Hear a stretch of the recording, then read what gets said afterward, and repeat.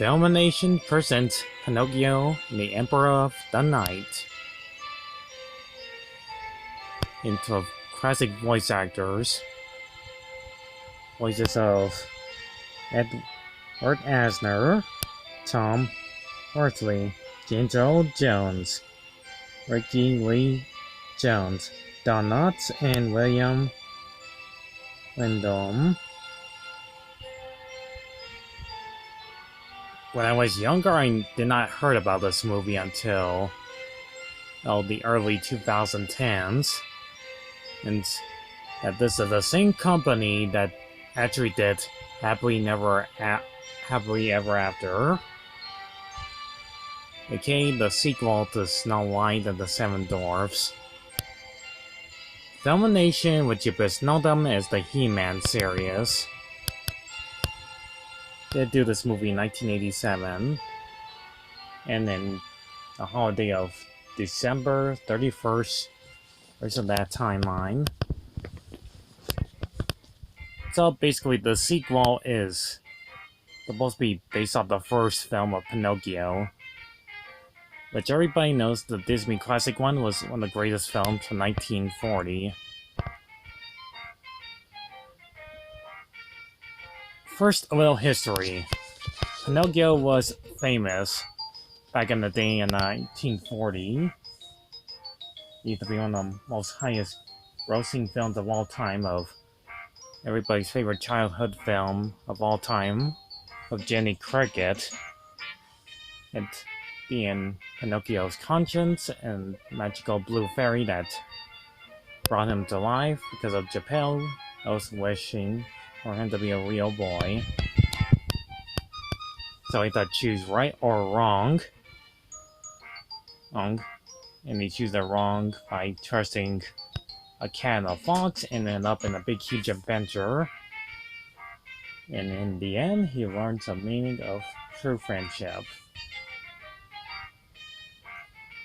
You know, it's been a long time since I had to talk about Pinocchio, because there's been lots of endless amounts of redos of Pinocchio in different countries. Since the early 60s, 70s. Okay, there was technically one of him being out in space in 1950s, which is the weirdest one. But trust me, there's been like too many remakes. And trust me, I will get to that live action Pinocchio Disney remake 2023 and make me want to tear it apart piece by piece. But for now, we're going back to the old classic, old VHS tape of this one. This is what old VHS tapes of these ones look like back in the day. Star Maker, blah blah blah blah. Running time of the movie is 90 minutes. Anyways, let me talk about the sequel, since I'm not allowed to show any clips of the film whatsoever. There's like a basic plot of this film. And it says right here in the back of the cover, Pinocchio and the Emperor of the Night is a nation into the underworld of animation and magic. A world where reality gives away to showing lights of fancy and wonderment, a world where dreams really do come true. When a mysterious carnival arrives in town, Pinocchio goes in for an adventure of his life, from enchanting allure of beautiful singing puppet to the jaw of a killer fish, from the tiny and tempting town of Bugsburg to the Emperor of the Night. It's magical trip where Pinocchio comes to understand the royal freedom and the meaning of true friendship. Okay. Let me just tell you what the story is really all about. Anyways, let me show you a few clips of the film. like everybody else on Google. So, after me blabbering on about Pinocchio's history time, let me zoom in a little bit. The movie is meant to scare little kids, just like similar to the Disney one. This is what the Emperor of the Night looks like. Yep, James Earl Jones voices this creepy monster. That again, shape powers and everything. Unfortunately, it doesn't show him until they're into the end of the film. Plus, it's kind of like similar to a giant monster from Fantasia. This movie is almost very similar to the Disney one, if it's any good.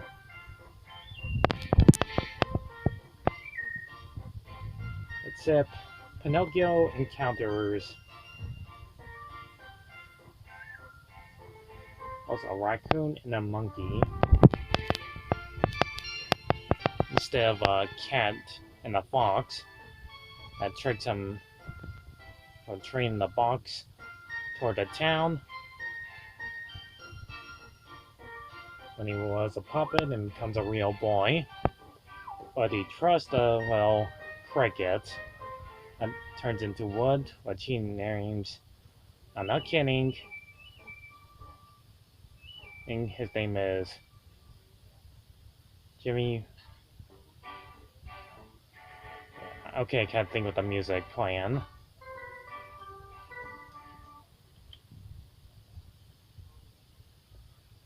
Gene Wilkers. Yeah, that's his name. Anyways, some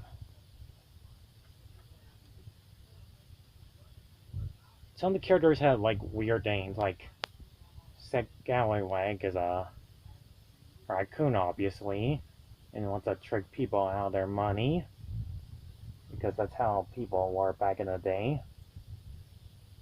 You need to scam them out of their cash and train them with a jewel that was actually fake the whole time, and has to get that jewel box back from them. Yes, he does end up in a carnival, and he feels like he forgets that all the travel he's been through. So he meets this other villain named Puppetino. That's nearly almost similar to the Stromboli, but not as super Italian and racist as you think. But since I'm not allowed to show clips of the film, you pretty much know where this is going. He ends up in a big, huge adventure of a lifetime.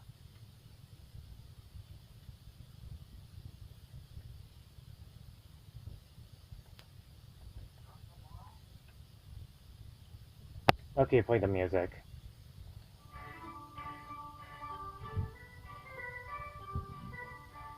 Also, fun fact, the voice of Pinocchio in this 80s cartoon is actually, well, I'm not kidding what that guy says on his own website, it's the voice of Steve from American Dad. Isn't that weird? Anyways, Pinocchio Emperor of the Night, I'll try not to give too much away if those of you haven't watched the movie yet. It's gonna be a pretty short review for me to talk about it. Yeah, he ends up in a big, huge adventure, but gets help from Jimmy Wilkers and a humanoid named Bumblebee, which his name is General Busby, whatever his name is. Yeah, the movie is just downright weird with their names. Yeah, that's what he looks like right there. The film was released a long time ago in the mid-early 80s.